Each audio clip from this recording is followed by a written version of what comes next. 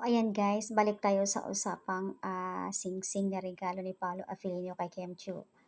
Kumakailan lang 'di ba nga ay nagtungo nga si Kim sa Korea para tanggapin ang kanyang award. At nakikita nga naman natin na suot niya yung diamond ring. So nagiging usap-usapan nga sa mga netizens at sa social media, kalat na nga ang regalong sing-sing na yun ay galing kay Paolo Abilino. So confirm nga yung singsing na yon ay nabili ni Pao mismo sa shop ng Tiffany. At alam naman natin na sobrang napakamahal nga class yung shop na yan na Tiffany. So ayan, at tinatiyang na umabot ng 5 milyones ang halaga ng diamond na yon. Grabe, ganito pala kamahal at sobrang attention sa mga netizens, agaw pansin ang suot ng alahas ni Kim Chiu na ayon sa mga ulat, ang halaga ng singsing na yun umabot ng 5 million peso.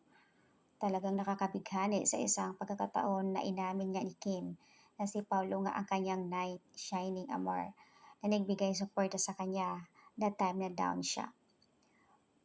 Ngunit nung tanungin nga siya tungkol sa singsing na iyon at naguguluhan nga siya na hindi nakasagot sa isang pagkakataon na naganap sa dumalo sa isang awarding ceremony sa Korea kung saan ay kitang-kita nga na suot nga niya.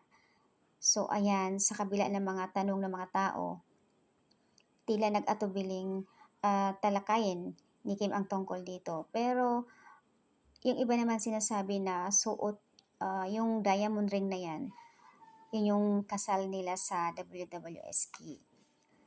At ang mga tagahanga naman, syempre hindi maiwasan ang marites, nagiging abala sa kanilang mga spekulasyon at nag-iisip kung ano ang kahulugan ng singsing na yan. At talaga, bakit nga ba sobrang mahal, ganun ka-espesyal ito para kay Kim Cho. Maraming mga netizens din ang nagtatanong kung ito ay simbolo ng kanilang relasyon o kaya naman simpleng regalo lamang. Pero hindi, kung simpleng regalo lang na kung milyones naman, imposible na wala silang relasyon.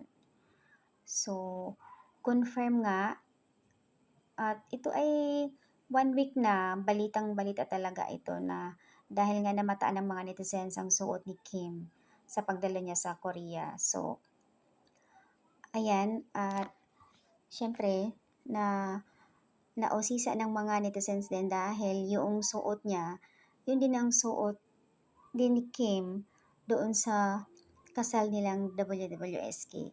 At nung binuhat ni Pao si Kim, na ayon kay Kim na ang singsing baka mawala. Okay lang daw malaglag siya, wag lang daw mawala ang singsing. Kaya naman tatawanan yung team ng WWSK. Nung time na yun na binuhat ni Pao si Kim, nasa dagat sila.